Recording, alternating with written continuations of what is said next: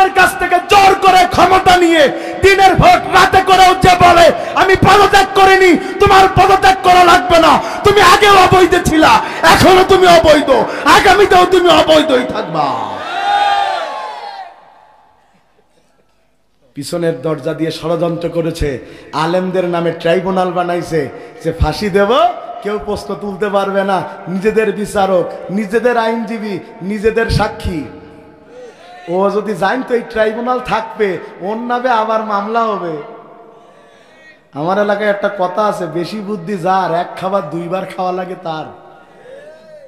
আপনাদের অঞ্চলে আছে?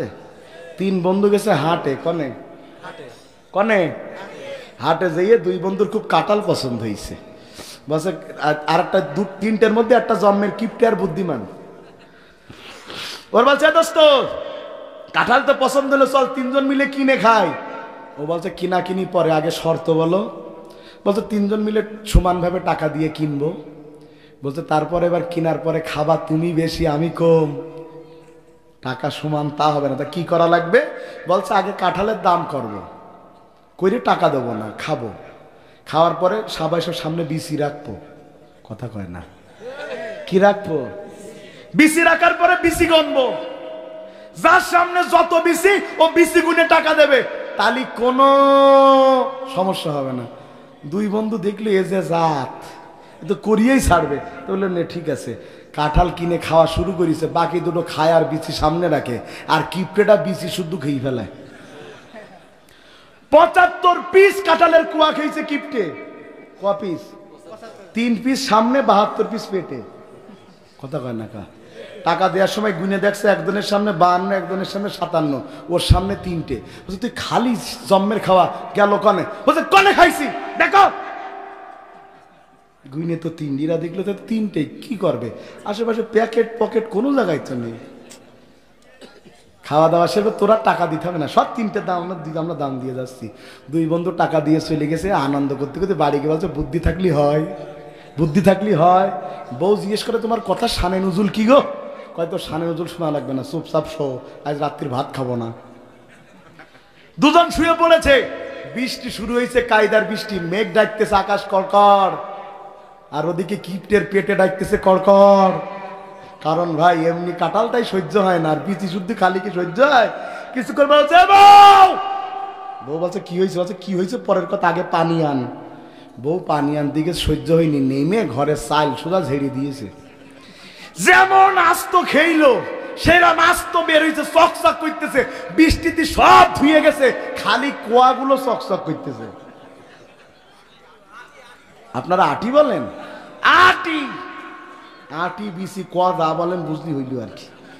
ও ভাই পরের দিন সকালবেলা ও যাচ্ছে মাঠে কাজ করতে, বউ বলছে কাল রাত্রির আনন্দ করতে করতে আসলে বাজার তো করুনি, রানবো কি? বলছে আশেপাশে যা পাও তাদের চালাই নাও। ডানে যায় কিছু পায় না, বামে যায় কিছু পায় না, এদিক সেদিক ঘুরতে ঘুরতে কি মনে করে পেছনে গেছে, যায় দেখে 72 পিস আটি শক শক করতেছে। বলতেছে আল্লাহ তুমি মানুষের দরদ বোঝো, তুমি যখন দাও এরাম করিয়ে দাও, মানুষটা বোঝে না। বললে 72 পিস আটি নিয়ে সেই মাখো মাখো ঝোলকে রান্না করি। পরে কাজ করতেইছে, কাজ করে বাড়িতে স্বামী এসে বলছে বিলকিসির মা ভাত দে। ভাত দিয়েছে, খিদের চোটে আটি দিয়ে খাওয়া শুরু করি। 7-8 মা লোকমা খাওয়ার পর পেট যখন 3 ভাগের 2 ভাগ ভরে গেছে, তখন হঠাৎ মনে হইলো কিরে এই কাঁঠালের আটি বিল কোনে? আমি তো 1 মাসের মধ্যে কাঁঠাল কিনিনি, আত্মীয় স্বজনও দেয়নি। এ বিলকিসির মা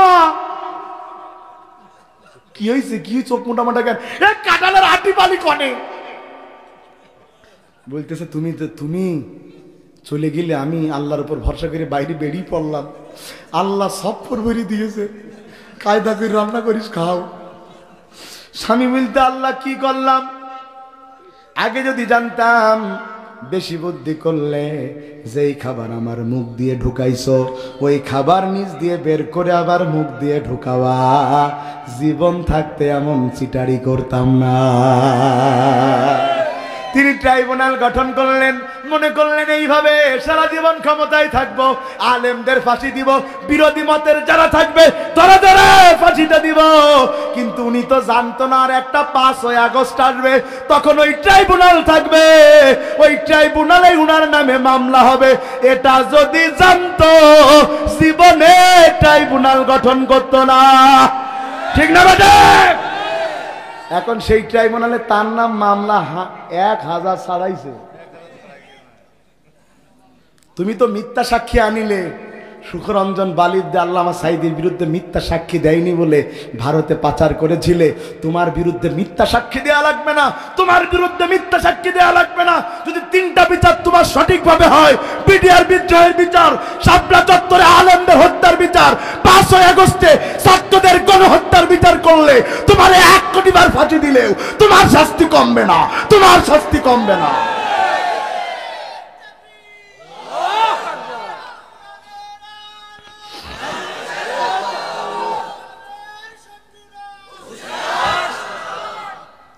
আপনাদের কি ভয় করতেছে? ওরে শর্টকাট ঢুকবে না, চিন্তা করার দরকার নেই। চাচা কচ্ছে আবার কনে, চাচার কথাই ঠিক, অভিজ্ঞ মানুষ, অভিজ্ঞতা আছে তো। ভাই কথা শুনতেছেন আপনারা? ভাইরা আমার,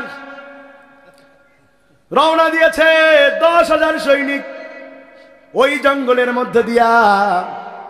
কারণ জঙ্গলের ওপারে তাদের জানা মতে মুসলমানদের একটা ক্যাম্প আছে, সেই ক্যাম্পে 301 জন আছে, 300 জন সাধারণ সৈনিক, একজন কমান্ডার। কমান্ডার যিনি তার নাম আব্দুল্লাহ। কি নাম? ওরা যখন পৌঁছালো তখন মাগরিবের সালাতের আজান হচ্ছে। সুবহানাল্লাহ। ওরা তো জীবনে কখনো আজান শুনে নাই, আজান শুনে তারা থমকে দাঁড়িয়েছে। সুবহানাল্লাহ। আজান কঠিন জিনিস। ইমানদাররা আজান শুনলে মসজিদে না যেয়ে বসে থাকতে পারে না, আর বেঈমানেরা যখন আজান শুনে ওই 7 দোকানের কোণার মধ্যে ঢোকে। কথা কয় না? আজান শেষ, ইকামাত শুরু হয়ে গেছে। ইকামাত যেই না শুরু হয়েছে, 300 জন মানুষ 3টা লাইনে দাঁড়ায় গেছে। ওরা একে অপরকে কানাকানি করতেছে আর বলতেছে, দেখ কি ট্রেনিং প্রাপ্ত এরা, কোনো লেফট রাইট লাঠি ধরা লাগে নাই, 300টা লাইন হয়ে গেছে সুতার মতো সোজা, কোনো বাঁকা চোরা খুঁজে পাওয়া যায় না। এবার মাগরিবের তেলাওয়াত আসতে না জোরে, ইমাম সাহেব তেলাওয়াত করতে শুরু করেছে। ওরা তো জীবনে কখনো তেলাওয়াত শুনে নাই। ইমাম সাহেব তেলাওয়াত করতে শুরু করেছে, আপনারাও করেন। আলহামদুলিল্লাহি রাব্বিল আলামিন আর রহমানির রহিম মালিকি ইয়াউমিদ্দিন ইয়্যাকা না'বুদু ওয়া ইয়্যাকা নাস্তাঈন ইহদিনাস সিরাতাল মুস্তাকিম সিরাতাল্লাযীনা আন'আমতা আলাইহিম গায়রিল মাগদুবি আলাইহিম ওয়ালাদ-দাল্লিন। তেলাওয়াত শুনে অবাক হয়ে গেল, কারণ পৃথিবীর সবচাইতে মধুর সুর কোন কিতাবে? দুনিয়ার কোন গান কোরআনের একটা আয়াতের সমানও হবে না। 50 বছর ধরে 60 বছর ধরে এই মুরব্বী এক ইমামের পিছনে নামাজ পড়ে, প্রতিদিন সূরা ফাতিহা পড়ে। কোনোদিন বলে নাই হুজুর 1 সূরার কত পড়বেন, কারণ সূরা ফাতিহা কিয়ামত পর্যন্ত শুনলেও পুরানো মনে হবে না। আল্লামা সাঈদী চট্টগ্রামের মাঠে সূরা ফাতিহার 5 দিনের তাফসীর করেছে। এক তাফসীর শুনে শত শত মানুষ মুসলমান হয়েছে। এখনো কত বক্তা সূরা ফাতিহার তাফসীর করে, কোনোদিন পুরানো মনে হয় নাই। কিন্তু দুনিয়াতে কত গান কত জনপ্রিয় হয়, 2-4 মাস পরে মানুষ তো দূরে থাক, কুত্তায়ও শোনে না। কথা ঠিক? এমন একটা গানের 1 লাইন মনে করে দেবো। গান গাওয়া আমার উদ্দেশ্য না, সে গান হাটে ঘাটে মাঠে লঞ্চে উঠেছি, অন্য সব বাদামালা 30 টাকা শ, ওটা 40 টাকা শ। কি সেই গান? আমার কাছে নাই গো বুবু ভালা বাদাম। এই আমি বলার আগে আপনাদের মনে ছিল এরকম একটা গান ছিল, তা সে গানের নামও মনে নেই, রানু নাম মারু মন্ডলের নাম তো মনেই নেই। কথা কয় না? কিন্তু কোরআন কখনো পুরানো হয়? 2 রাকাত সালাতে তেলাওয়াত যখন জোরে হইছিল মন দিয়া শুনছে, 3 রাকাতে তো তেলাওয়াত জোরে নাকি আসতে? যেই না আসতে তেলাওয়াত শুরু হয়েছে, ওরা একে অপরকে বলছে, দেখ এতক্ষণ জোরে জোরে পড়ছিল, এখন আসতে কেন? তাহলে মনে হয় আমরা আইসি বুঝতে পেরেছে, তাই ষড়যন্ত্র করতেছে কেমনে ধরবে। পালা! সব লাইন গাছের গুড়ায় গুড়ায় ঢুকে গেছে। নামাজ শেষ, মুসল্লিরা চলে গেছে, ইমাম বসে আছে তার জায়গায়। এদের মধ্য থেকে একজন গেল, ডাক দিয়া বলে, আপনি যেই জিনিসটা পড়ছিলেন আমি কাট কাটাতে এসে শুনতে আমার বড় ভালো লেগেছে, আমিও শিখতে চাই। জঙ্গলের পাশে আমার বাড়ি, আমার বউ বাচ্চাকে শেখাতে চাই, আপনি যাবেন নাকি? উনি বললেন, এটাই তো আমাদের কাজ, চলে একটু শেখায় আসি প্রতিদিন একটা টাইমে, যেই কয়দিন জিহাদের ময়দানে থাকবো তোমারে শেখাতে যাব। এই কথা বলে আব্দুল্লাহকে যখন ঢুকায় নিয়েছে ভিতরে, তিনি বের হতে থাকেন। প্রত্যেক গাছের গোড়া থেকে একজন করে সৈনিক বের হয়। জঙ্গলের বাইরে তিনি যখন পৌঁছে গেছেন, পিছনে তাকায়া দেখেন 10,000 মানুষ। উনি বুঝতে পেরেছেন ওনাকে ব্ল্যাকমেইল করে গ্রেপ্তার করা হয়েছে, কিন্তু তিনি সামান্যতম ভয় পান নাই, কারণ কখনো কোনো দিনের মুজাহিদ কখনো কোনো বাতিলকে ভয় পায় না।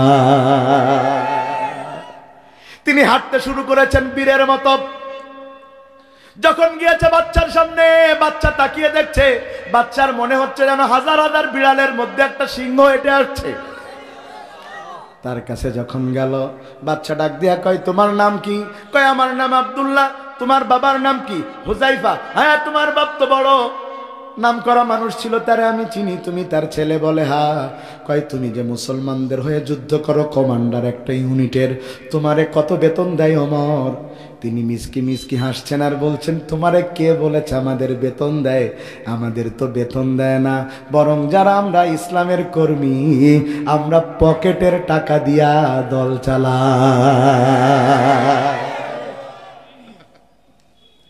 ভাইরা আমার, বাচ্চা মনে করলো হুজুর মানুষ, টাকা দেখালি কথা কয় না। হুজুরদের দোষ দাও কেন? তোমরা তো ভোটের আগের রাত্রি 1 কাপ লাল চা পালি খায়। 1 কাপ লাল চা বিক্রি ভোটের পর বলতো চেয়ারম্যান আমাদের দেখে না, হতচ্ছাড়া, বিক্রি হওয়া মালের কোনো দাম থাকে না, এই জন্য তোমার জন্য কিছু করে না। কি চাচা কি কয়ে দেছে? নারায়ে তাকবীর। ভাইরা আমার, বাচ্চা ডাক দিয়ে বলল, তোমার যদি আমি মাসে 10,000 স্বর্ণ মুদ্রা বেতন দেয়, আমার দলে নাম লেখানো যাবে? কথা কয় না। যদি আমার মেয়েটারে তোমার সাথে বিয়ে দেই? কথা কয় না। যদি আমার সেনাবাহিনীদের সেনা প্রধান করে দেই? কথা কয় না।